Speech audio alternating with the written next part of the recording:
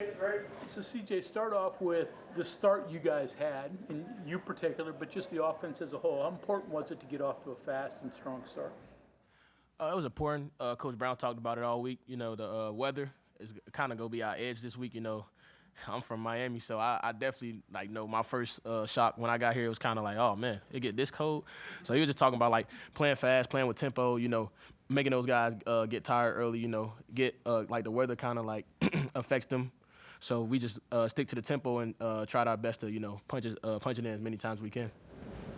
Anthony Wilson was talking about kind of yapping at their players. Hey, there's not a palm trees here. Did you say anything? But being from Miami. Yeah, I definitely know a couple of those guys. So when I was there last year, they was like, "Yeah, fo, you're not used to this no more." I'm like, "Hey, it is a little hot," but we definitely came out with the win. So I was kind of chirping at them today, like, "Yeah, this our territory. Like, y'all not used to this. Like, it's not, as Anthony said, not palm trees. It's it get kind of cold out here." So a couple of those guys were kind of chirping back at me, chirping back and forth.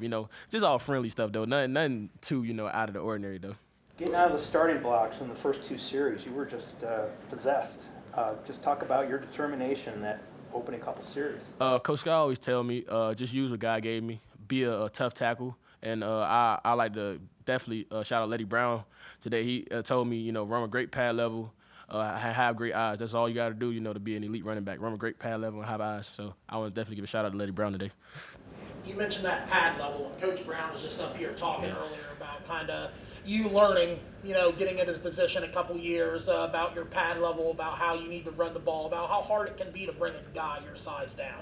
Can you talk a little bit about kind of what you're picking up now that you're a couple years into your collegiate career, a couple years into playing running back, about just how you need to approach the position, how you need to run against these Big 12 opponents? All right, Coach Scott and Coach Brown, they get on me every day, every week. CJ, you high, you're running the ball too high. You need to get your pass down. You're a tough tackle. When you're low, when you're high, you go feel everything. So, and also Drew, our general manager, he kind of set me down and went over a couple of Cowboys running backs and just showed me this is what's gonna get you to the next level, and this is what's going to help us win as a team. So that was just very important for me to understand I am a 240-pound running back who needs to be running behind his pads at all times. So that was just critical, and just me helping the team, get those third and shorts and those third and ones and stuff like that. I feel like at least once a game I sit there and I think to myself, you're getting tackled, and I look away and I'm like, oh, he's going down this time. You're not going down. You got another 5 yards in you. What's it feel like when you're in that moment? They're trying to bring you down and you realize I got another 3 or 4 yards. They're not tackling me well enough to bring a guy my size down. What's that do for your confidence and your energy, and just how does it affect you continuing to run the ball, getting those extra yards, making those plays? Well, Coach Scott always tell me, bleed yards. Get every yard. Every yard matters. Tonight, I was 4 yards short of 100 yards, so I probably needed to bleed a little more. But, it just definitely gives you, that confidence of knowing, man, I could just keep running the ball harder. They can't tackle me, so just keep running it harder, keep running it harder. Eventually, I, get that big one. So it definitely brings a confident boost to the game. CJ, with you and Jaheim, obviously this year, I feel like a lot of times you've been kind of the pound back and he's been the bigger play back. Tonight you had a lot of big runs. What's that feeling like to when you kind of get to break one and have a couple of those 20-plus yard runs? Man, it felt great.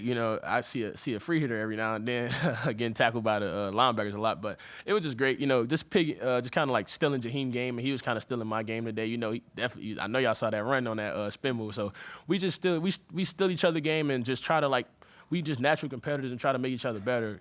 All week in practice, we just compete and kind of I wouldn't say go at each other next, but if he make a big play, I'm gonna make a big play. I make a big play, he gonna make a big play. So just what both of us in the room, we just kind of bring the best out of each other, at all times.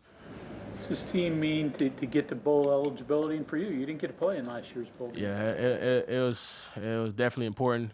My first 2 years here, the first year we didn't make a bowl game. Last year I kind of watched the bowl game, just having the opportunity to play in the postseason with those guys, and the Wyatt, Tomas, and Yates, and all the rest of the line. Just thankful to have another opportunity to play behind those guys. It was definitely important today to get that win. And to build on that bowl eligibility, especially with it being a bit of an up and down year in the program, can you talk a little bit about, is there a little vindication or a little bit of just happiness to kind of shed off some of the negative discourse and get that bowl eligibility at the very least. Like, you're going bowling, and no one can take that away from you guys now. Yeah, they go.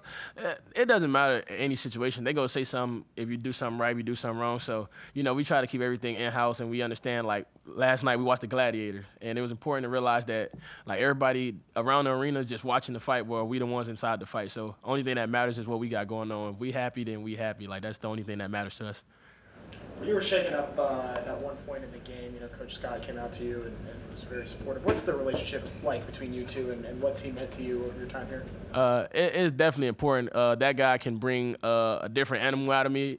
He knows how to push my buttons, so in a good way, if that made sense. Like he know how to get me ready for the game and get my mindset ready. So he was like, we still need, like he talked to me, we still need you, as you able to go. He definitely checks on me first, make sure I'm healthy and like in the right space, but he definitely can put me into like a different spot, to finish the game strong. So I appreciate that man a lot. Speaking of you being shaken up and leaving the game for a brief moment, how do you feel now? I feel great. I finished the game strong. I feel great. CJ, is there any significance to starting the game on the first offensive series for you? You ran pretty well. It's the same thing. It's just kind of like a game flow thing. They kind of made in-game adjustments late. They didn't have really good adjustments early on. So starting or not starting or being a second backup, the third back, it doesn't really matter. Just like the opportunity. I remember my first game, I was the third back, and I had a big play in the second quarter. So it just kind of give and go with the flow of the game and what the defense call and what we call. So it's like chess all the time. So whoever make the next best move. So it really doesn't matter. Can you talk about the adjustments that you saw them make and how you countered that? Yeah. So at the beginning of the game, they were kind of like too high shell.